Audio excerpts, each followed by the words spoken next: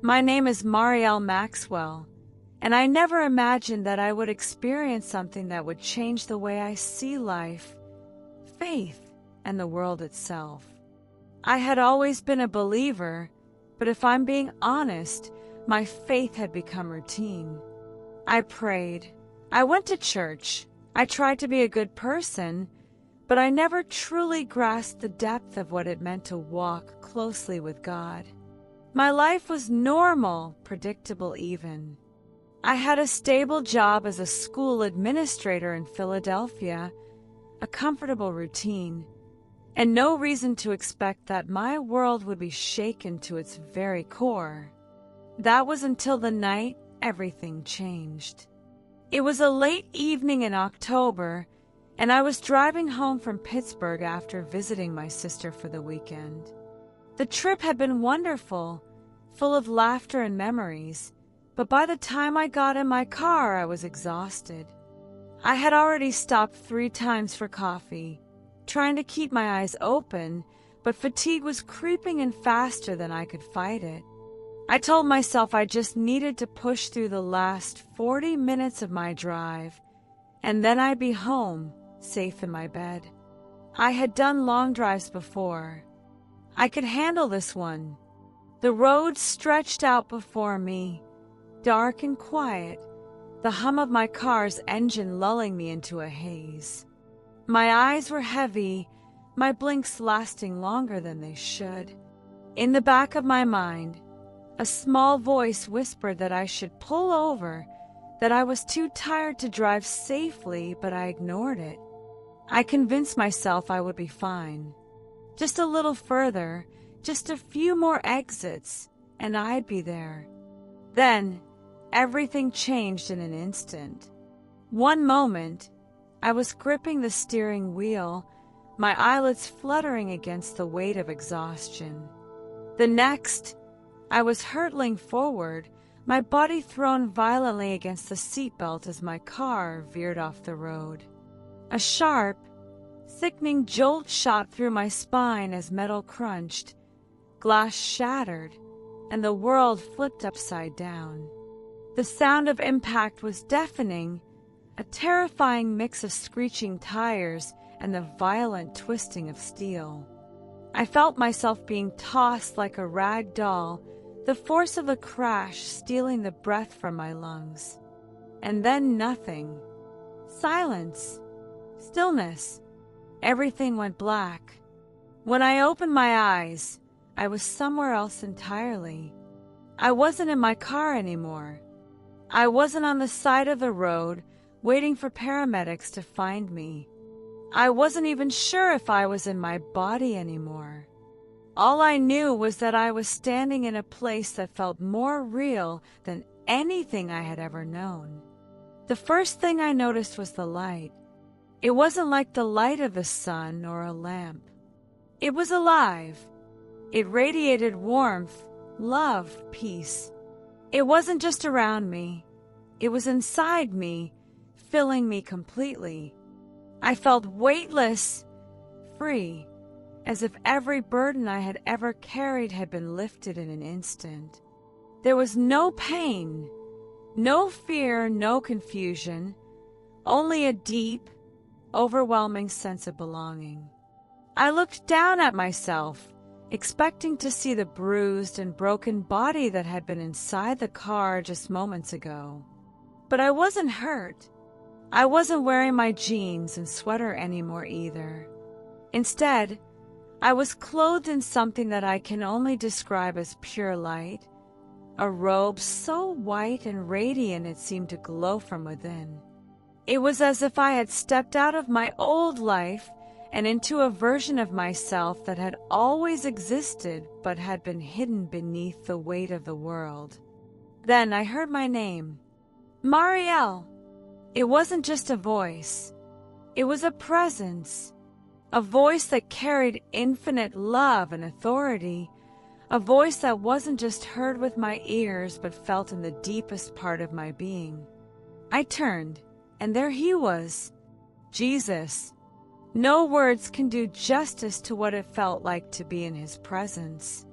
He was light itself, more brilliant than the sun, yet not blinding. His face was beyond description, filled with both gentleness and power, love and justice. His eyes, oh, his eyes, they held eternity itself. When he looked at me, I knew that he saw everything, every moment of my life, every mistake, every regret, every hidden thought.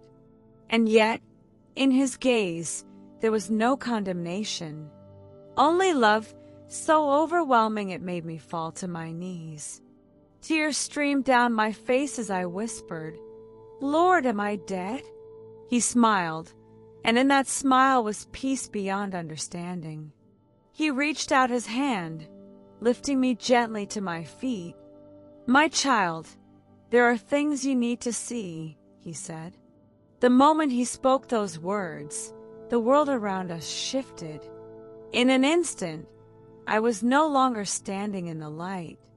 Instead, I was high above the earth, looking down at the world below. But I wasn't just seeing the physical world, I was seeing beyond it. I could see things that had always been there but had been hidden from human eyes. I saw waves of light and darkness moving across the earth, as if an invisible battle was unfolding over every city, every home, every person. The darkness wasn't just an absence of light, it was alive, creeping into places, overtaking hearts, twisting minds, sowing fear and division. But I also saw pockets of light, places where people gathered in faith, in prayer and true unity. These places weren't just resisting the darkness, they were shining brightly against it, pushing it back. Jesus stood beside me, his expression both solemn and full of love. "Watch carefully," he said. As I looked down, the earth began to change before my eyes. I saw events unfolding, not just random moments, but patterns, shifts, signs of something greater approaching. I saw people becoming more isolated, despite living in a world more connected than ever. I saw faith growing cold, people who had once stood strong drifting away, distracted by the constant noise of the world. I saw churches that had once been full now empty, their doors closed, their voices silent. And then I saw something even more terrifying. I saw waves coming, sweeping across the earth, each one stronger than the last. These weren't just natural disasters or political events, they were spiritual upheavals, moments that would force every person to choose where they stood. Some waves strengthened the faithful, drawing them together in unity. Others caused more people to fall away, to turn against one another, to embrace lies and deception. Jesus turned to me, his voice filled with both urgency and love. A time is coming when every person will have to choose where they will be, not just spiritually, but physically. I felt those words burn into my soul. The scene before me shifted again, and I saw two groups of people. One group was unprepared, caught off guard when the storm arrived. They were afraid, isolated, desperate, searching for safety but finding none. The other group had listened to the warning. They had gathered together, forming communities of faith, places of refuge where God's presence dwelled. They weren't just surviving, they were thriving, standing firm even as the world around them shook. Jesus looked at me and said, "Tell them that the time to prepare is now. Those who wait will be caught in the storm, but those who listen will be sheltered." Jesus' words echoed in my soul, filling me with a weight I had never felt before. This wasn't just a passing warning. It was a call to action, an urgent plea for those who would listen. I could feel that something was coming, something so great and so transformative that it would shake the world to its very foundation. Those who ignored the signs would be swept away in fear and confusion, but those who prepare their hearts and their lives would be able to withstand the storm. As I stood beside him, the vision shifted once more, and I found myself looking at the people of the earth. I saw them walking through their daily lives, going to work, shopping, attending church, spending time with their families, but they were blind to what was happening around them. Many of them felt something was off, a sense of unease creeping into their spirit, but they pushed it aside, convincing themselves that things would always continue as they had. Then, suddenly, I saw the world plunge into chaos. It happened so fast that those who weren't prepared had no time to react. I saw governments trembling, economies collapsing, people turning on each other out of fear. I saw the division that had been growing in the hearts of men explode into violence. Cities were no longer safe. Families were torn apart. Everything that people thought was secure crumbled beneath them. I turned to Jesus, tears in my eyes, and asked, "Lord, why is this happening? Why must so many suffer?" His face was filled with both sorrow and resolve. Because they have built their foundations on sand, not on me. The world has placed its faith in wealth, in power, in human wisdom, but these things will not stand. I have called my people to prepare, to come together in faith, but many have ignored my voice. They have turned away, believing they have more time. But time is running out. I could barely breathe as I watched the great shaking unfold before my eyes. I saw the fear in the eyes of those who had not prepared, the desperation in their voices as they searched for safety. But there was nowhere to run. The systems they had relied on, their jobs, their governments, their comforts were gone. Then Jesus raised his hand, and the vision changed once more. This time, I saw places of light scattered across the earth, small but strong. These were communities of faith, groups of believers who had listened to his warning and prepared accordingly. They were not afraid. They were not shaken. They had food when others had none, peace when others were in chaos, direction when others were lost. I saw them gathering together in prayer, standing firm even as the world around them crumbled. They were helping others, welcoming those who had nowhere to go, offering safety and hope to the broken. Their homes were places of refuge, their faith unshaken. These were the people who had built their foundations on the rock. Jesus looked at me once again. "This is what I desire for my people. Tell them that I am calling them to prepare, not out of fear but out of wisdom. Not to hide, but to be a light in the darkness." I felt those words sear into my soul. As I watched these communities, I realized something profound. These were not random survivalist groups, hoarding supplies and hiding from the world. No, they were deeply connected to one another, to God, and to their purpose. They were not just surviving, they were thriving. I saw leaders rising up among them, not out of a desire for power, but out of a deep calling to serve. These were people who had been preparing for years, even when the world laughed at them. They had learned skills, built relationships, and strengthened their faith. They had been positioned by God. Then Jesus spoke again.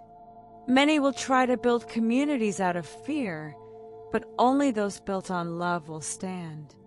My people must not isolate themselves in selfishness, but must prepare so they can be a refuge for others.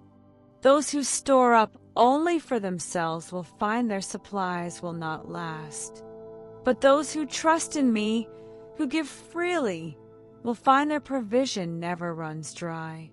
I watched as miracles unfolded within these communities. Food multiplied, just as it had in the days of Elijah and the widow's oil. Water flowed in places where there had been none. The sick were healed, and those who had come in desperation found faith they never knew they needed. I saw supernatural protection surrounding them. Where the rest of the world was descending into violence, these people were kept safe, hidden in God's hand. I saw angels standing guard over their homes, blocking danger from entering. Tell them that I will be their provider. Tell them that I will be their shelter. But they must listen now. The time to act is not later, it is now. My heart ached with the weight of what I was seeing. The world as we knew it was coming to an end, but for those who had prepared, something new was beginning. Then the vision began to fade, and I felt something pulling me back. I didn't want to leave. I wanted to stay in His presence, to keep learning, to understand more. I cried out, asking Him to let me remain. But Jesus simply smiled, a smile filled with both tenderness and urgency. You must go back. You must share what I have shown you. Many will not listen, but some will. And for those who hear, this message will be the difference between fear and faith, between being lost and being prepared. I felt myself being pulled away, back toward my body, back toward the broken, shattered remains of the world I had left behind. And then I woke up. I gasped for air, my body jerking violently as I took my first breath back on earth. I was in a hospital bed. Machines beeped around me, nurses shouting, my family standing over me with tears in their eyes. I had been clinically dead for 16 minutes. The doctors were in disbelief. By all accounts, I should not have survived. My body should have suffered brain damage. I should have been unable to speak, to move, to function. But I was completely unharmed, because Jesus had brought me back, and I knew, without a shadow of a doubt, that I had a mission. From that moment on, I could no longer stay silent. I had seen what was coming, and I knew that time was running out. This is my warning to you. Do not wait until it is too late. Jesus is calling His people to prepare, to come together in faith, to build places of refuge, not just for themselves, but for those who will be seeking the truth when everything changes.